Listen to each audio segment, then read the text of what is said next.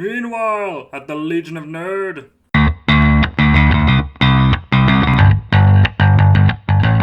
Batman vs Superman, and first off, no spoilers yet, so feel free to listen if you're This is our afraid of Batman spoilers. vs Superman review. Yes, spoiler free, of course. We're starting spoiler free. Okay, so how do you like Our it? cameraman isn't professional. No, he's not professional. That is our cameraman laughing. He's really red-faced. It's great. He's excited over Arrowhead water. This is in the shot. That was in the shot. Okay, well, sponsored by Arrowhead. Not sponsored. Not sponsored. We don't owe you any money. Sorry. All right. Would they owe us money? We're just gonna start from here. We're gonna start from here. Okay. So, what were your thoughts about Batman v Superman? I didn't think it was as bad as critics say. Okay. And by saying that, I mean, like, everyone's always saying, like, in the reviews, oh, I can't believe that this movie we waited 3 years for, and now it's out, and it's not as good as movies have. I wanted it to be the best movie of all time. Of course it's not the best movie of all time.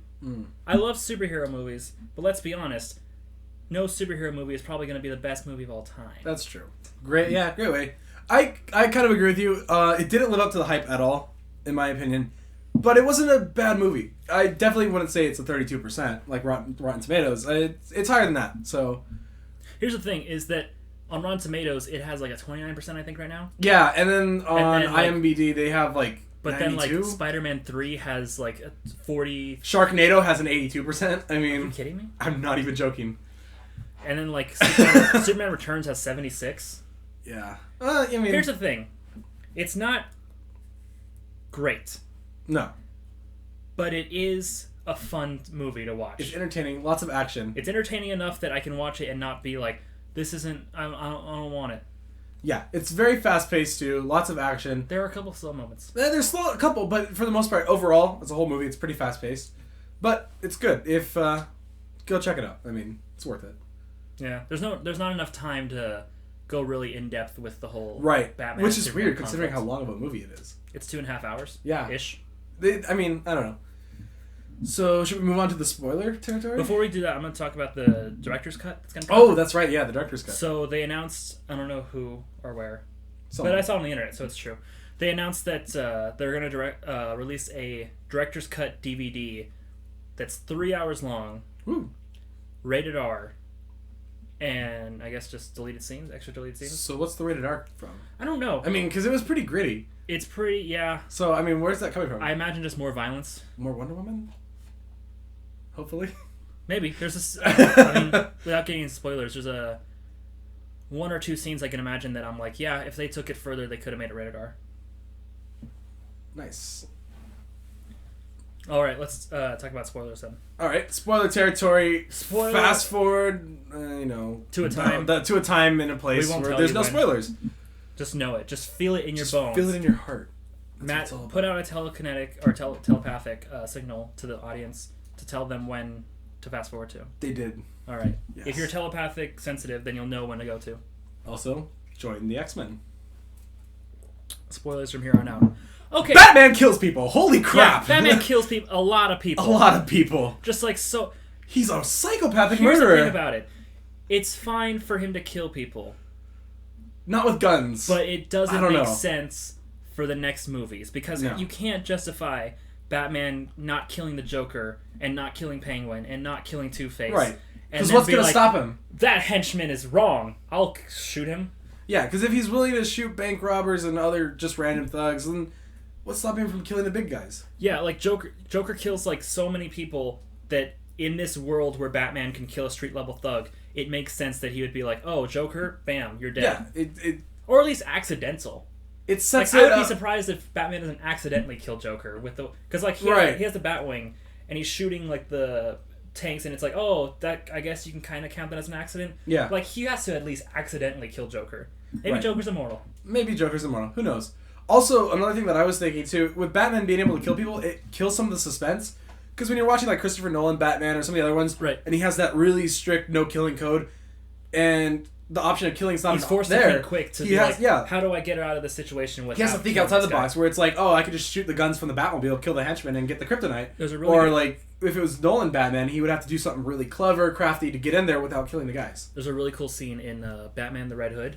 It's an animated video. At the end of it, Jason Todd Red Hood has like a gun to Joker's head, and he's like, "Oh, I'm going to shoot Joker if you don't kill me, Batman," and then Daredevil? Batman like turns around and shoots the batarang into the gun, and it like it sort of blows the gun out of his hand. And even like Joker is like, "Oh, that's cool! Like you figured out a way to like get out of this impossible situation." Okay, well that being said, I mean, Batman killing people wasn't the only thing in the movie that was kind of like, whoa. It's just not fun. Yeah, I mean, I said it's fun. So, it's fun. It's a fun movie, but no one's having fun. Right. And I think you can have a brutal Batman where he's branding people, sure, but I don't know, the guns.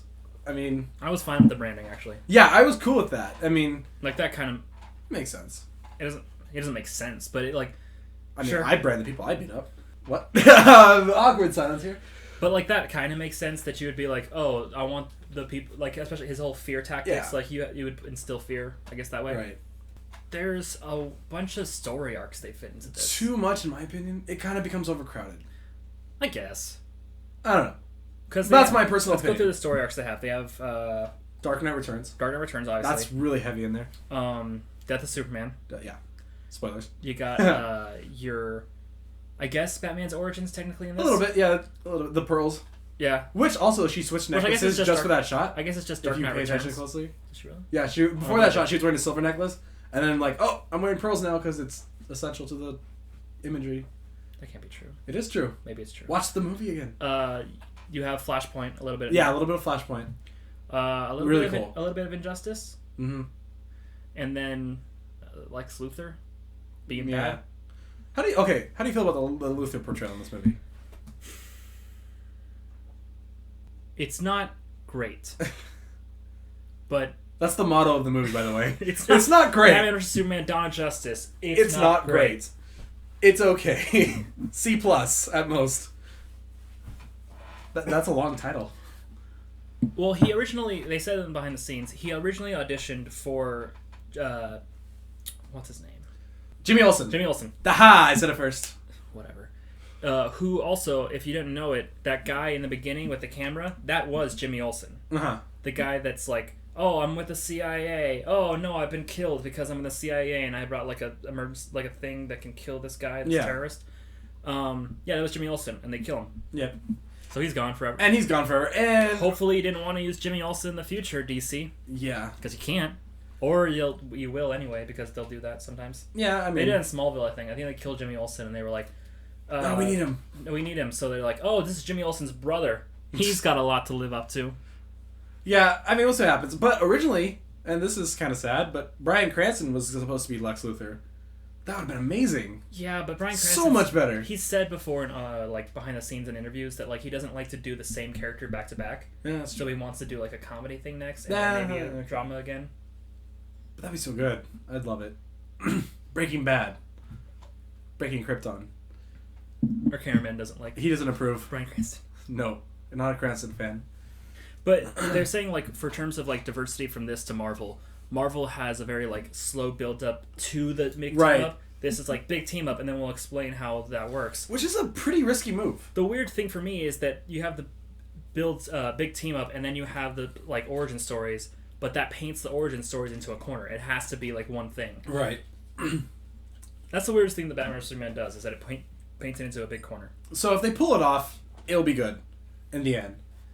But if they don't pull off all the other movies, it's just gonna kind of fizzle out, in my opinion. So overall, what would you rate this movie?